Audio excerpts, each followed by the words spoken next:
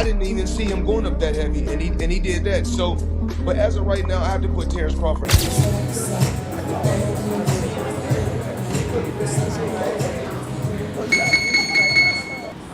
The stack. Did you in your head size up Floyd? Like, was you know what I'm saying? If we was ever keep it real, boss, keep it real. I'm never that type of guy. I think that's some grimy shit. Always been happy for him, been a fan of his. Floyd Mayweather visits and trains with Terence Crawford ahead of Crawford's upcoming fight with Canelo Alvarez. Floyd praises Crawford's skills and dedication, calling him the #1 pound-for-pound champion in boxing. Their intense training sessions show mutual respect and Mayweather's confidence in Crawford's ability to dominate the super fight. Right now, in your opinion, who's the best fighter in the world?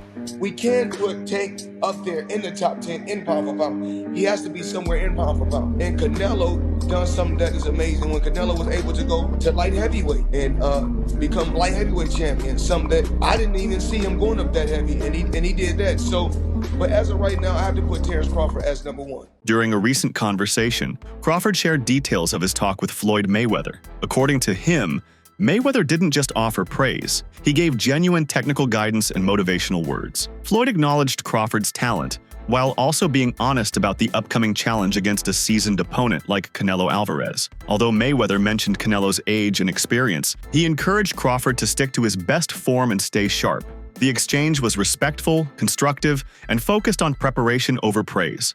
That's a big boy. He's strong. You know, you box good, you can do this, you got this over him, you're gonna have to tighten up this, you're gonna have to do this. You know, it's a conversation. It's not just, oh man, you'll whoop his ass, you'll do this to him. It's never like yes that. man type You stuff. know what I mean? It's like, hey, listen, you know, that's a dangerous fight, you know, but that's the fight. If it happened, you know. The meeting between these two boxing icons didn't go unnoticed. Fans and commentators quickly picked up on their interaction, sparking discussion across social media platforms. The visual of a younger, rising champion and a legendary veteran sharing space was powerful. Many interpreted the moment as symbolic, a passing of the torch or an endorsement from Mayweather. The excitement wasn't just about the fight. It was about legacy, mentorship, and mutual recognition.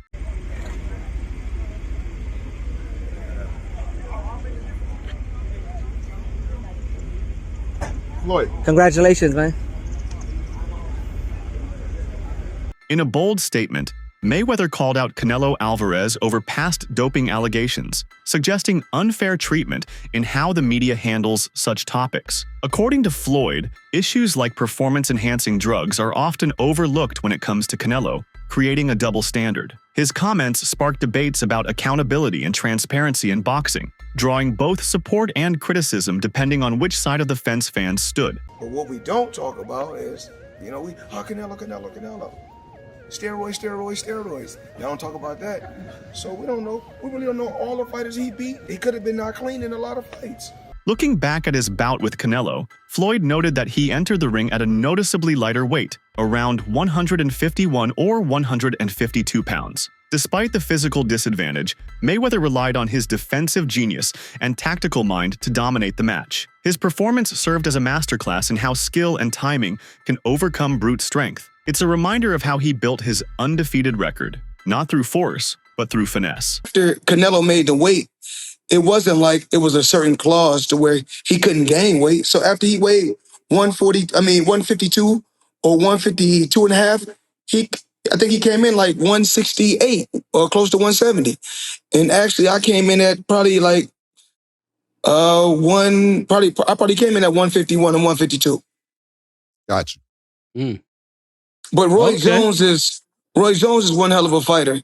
You know, I can't get on here and hate on his skills and knock his skills. He's been through a lot in the sport of boxing, and he's done a lot for the sport of boxing. From early in his career, Crawford has looked up to Floyd not just as a fighter, but as an architect of greatness. That admiration has led to a meaningful connection where Mayweather occasionally shares tips and insight. Crawford values these moments, taking them as motivation to refine his skills and emulate some of Floyd's strategic brilliance. Their relationship represents a bond formed through shared ambition and mutual respect. But I know how you is. You be sizing niggas up, bro. Keep it a stack. Did you in your head size up Floyd? Like, you know what I'm saying? If we was ever keep it real, boss, keep it real. I'm never that type of guy. I think that's some grimy shit. always been happy for him, been a fan of his, and I never imagined us fight.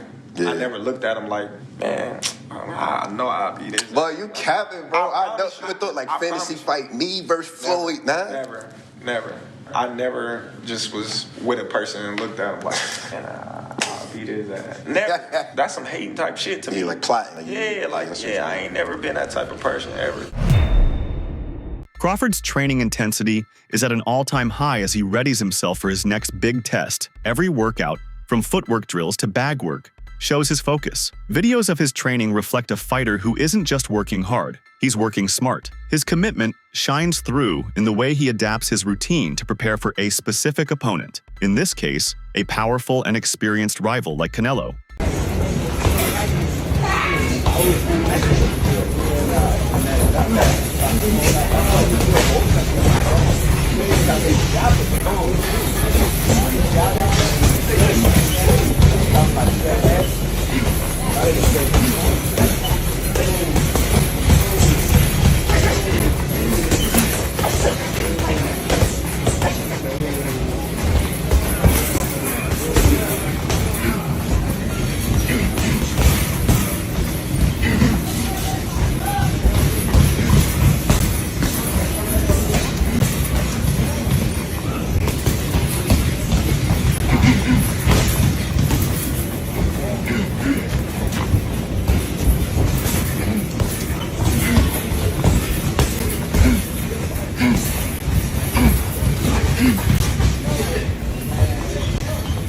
In training camp, Crawford's leg workouts stand out as a cornerstone of his conditioning. Exercises like weighted squats and lunges form the base of his explosive movement in the ring. These sessions enhance both stamina and agility, giving him the ability to glide across the canvas and maintain balance under pressure. The physical grind of leg day reveals how much attention he pays to every detail of his preparation. Nice. All right, run him up.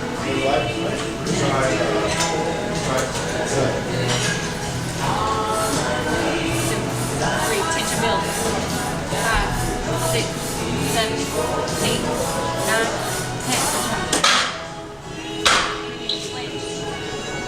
Crawford's sparring reveals just how refined his boxing IQ really is. Against partners mimicking Canelo's style, he uses the jab to control the pace, keep opponents at bay, and set up power shots. He doesn't just jab for space, he jabs with purpose. Add his ability to switch stances mid-fight, and it becomes clear that he's bringing a multidimensional strategy into the ring.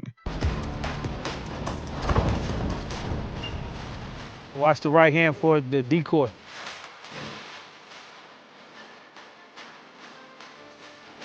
Y'all know chess? Fisher versus Spassky? Two of the best, you understand? That's what you watching. Two of the best.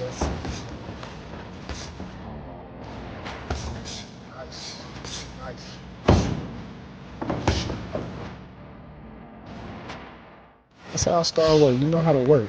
You know how to get the most out of everything. Good job, champ. Promoter Eddie Hearn recalled an unplanned visit to a training facility that turned into a memorable moment. What started as a casual drop-in became a unique chance to witness Floyd and Crawford interact. Eddie noted that even though he'd met Floyd before, this time the energy was different. There was laughter, insight, and some unexpected camaraderie. The encounter also gave fans a rare glimpse of Crawford's lighter side. How is Crawford going to be able to bridge this weight gap? Yeah, I don't think he can, in all honesty. I mean, he might not be able to bridge it on Saturday. Yeah. So one weight class. 68, yeah, but you're coming up from 35. 35, 40, 47, 54. Sooner or later, it's one too many. And 68 is definitely too many. But Crawford's brilliant. Like he's a genius. He's a generational great. So maybe he can find a way to do it. But I feel he'd be hugely outsized against Canelo Alvarez. Yeah. But you have to use your movement. If you're Terence Crawford in that fight, the last thing you want to do is stand and trade.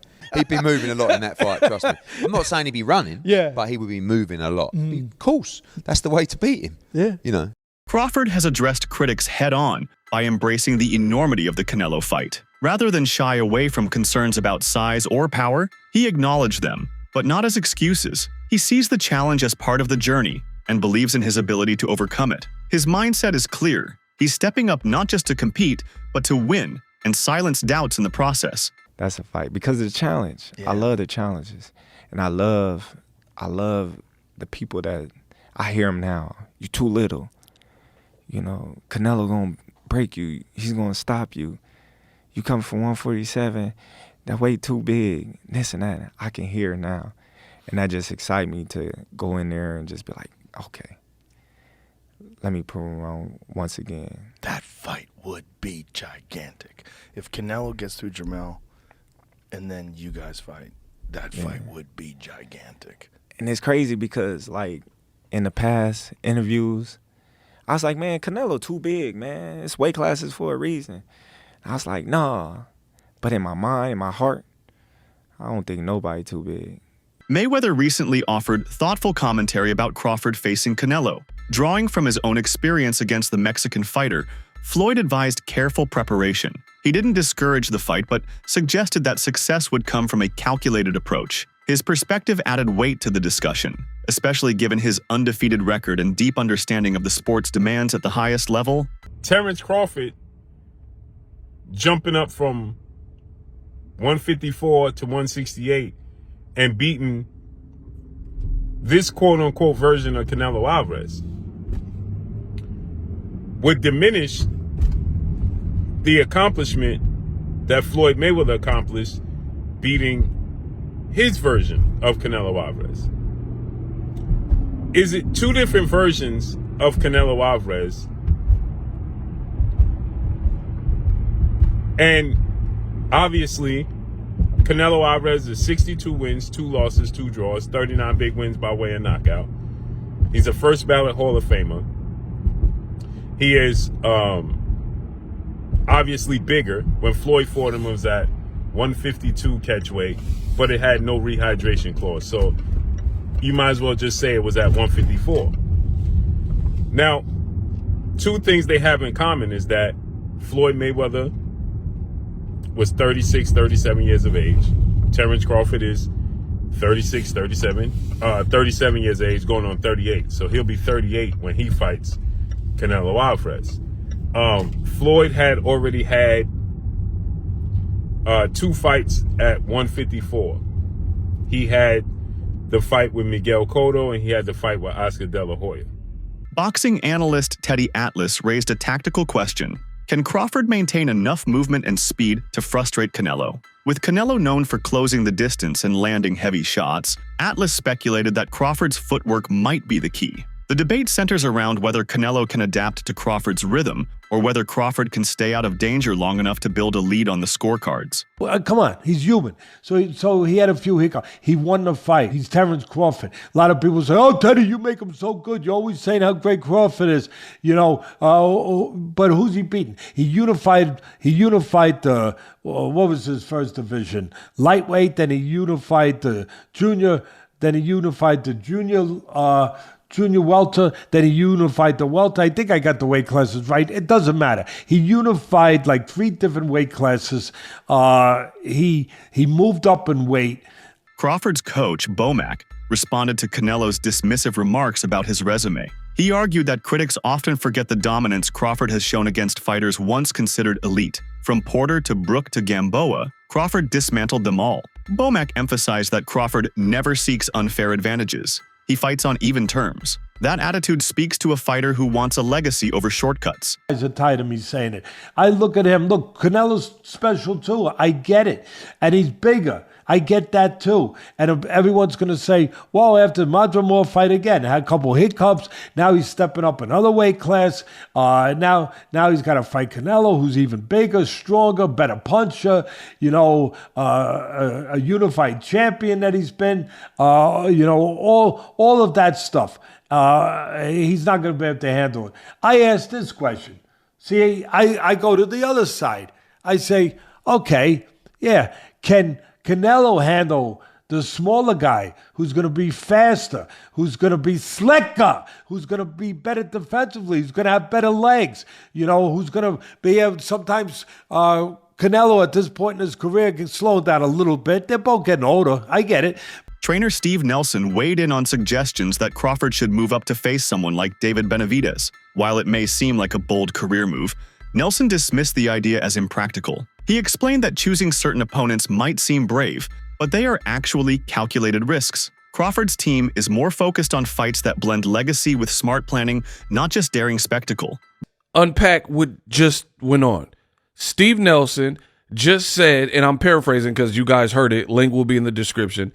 He just told you out his own mouth, he's like, fans are saying that Crawford should fight David Benavidez or a true 168-pounder. Doesn't make sense. Bud is after legacy, and then he said, and money. So this proves why I don't want to see this particular fight like some of y'all. He just told you. So this is what I call an advanced cherry pick. Now, I know some people, you're going to start crying. The reason I say advanced, now, it's not an advanced, it's not a cherry pick in the normal sense of like, you know, because this would be an accomplishment if Bud can defeat somebody at a higher weight class without acclimating, right? So it's not the traditional cherry pick, but it is still an advance, or this is what I'm calling it, an advanced cherry pick, because his own teammate and friend, Steve Nelson, is telling you there's no reason for Bud to fight a true 168-pounder. He started off by saying Canelo Alvarez started off smaller, like a welterweight earlier in his career at 54, and then made his way up to 68. So that lets me know the mentality from Team Crawford is Canelo, we know he has shown signs of slippage and being a little bit older in his recent fights. Can't put away Munguia, and some other guy did, Surase. Boxing personality Showbiz the Adult challenged the notion that Crawford's only big win came against Errol Spence Jr. He listed other meaningful victories, including Sean Porter. The argument was that Crawford's consistency, not just one performance, defines his greatness. This perspective countered critics who reduced his resume to a single night. Spaceman Films. What up, Biz? Who you got? Canelo Crawford. Yeah, got Canelo. I heard the punches that he hit Charlo with. I don't know if Crawford can absorb those punches. I know he's a great man and a great warrior. But you come from 147 to put on a better fight than Charlo. I mean, I don't even know what that means. I don't know if that means that Crawford is so great and he can do that, or that means that Charlo set the bar so damn low that anybody can do better than Charlo did last night. Do skill really pay the bill? Because that would be tested. Pay the bill. That's why Canelo's good for too. Nonito Donaire, a veteran boxer himself, spotlighted Crawford's exceptional footwork as a major weapon. He observed that movement could be the deciding factor against a pressure fighter like Canelo. With quick feet and fluid positioning, Crawford has the tools to avoid exchanges and frustrate opponents. Donaire's analysis added credibility, coming from someone who knows what it takes to win at the highest level. You know, Canelo's a stronger guy, the bigger guy, but in the fight with a guy that moves around, and if Crawford uses his skills and his legs and his technique and just his ability, I think he can win. He can win the fight in decision, as long as he doesn't get hit with those big shots from Canelo. Canelo Alvarez's latest fight against William Skull raised eyebrows for all the wrong reasons. The match lacked energy, with both fighters combining for a surprisingly low punch count. Canelo's passivity left fans questioning his current sharpness. The performance didn't resemble the dominant force he once was. With age and wear setting in, many wonder if he can still keep pace with a younger, hungrier opponent like Crawford. After really the Triple G fight is when we've seen the slippage on Canelo. And over the last 2 years, it's been immediately apparent. It's been apparent straight away over the last 2 years. Canelo's feet have always been slow. He's always been very slow-footed. So when people are saying, oh, it looks like his legs are slowing down, yeah, they are. They've never been quick, but now they're even slower, which is a problem. And Jim Lampley on commentary on Friday night show was saying that one of Canelo's biggest strengths is his legs. It generates power and it helps with his punch resistance. Well, those legs are sliding and that power is diminishing. Canelo hasn't had a stoppage win now since he knocked out Calaplant in 2021. And yeah, he's dropped some of these guys, but he's not been able to step on the gas and finish them. He's not been able to go through the gears. His gas tank, you can put that into question as well. And Canelo Alvarez, come July, be 35 years old. So he is, look, Canelo's been around so long, and his real prime was in his mid-20s.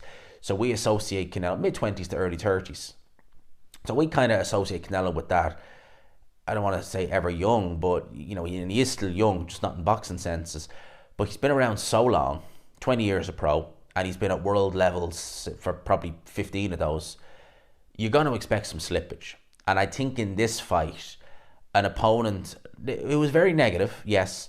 That's it for today's video. Stay tuned until next time.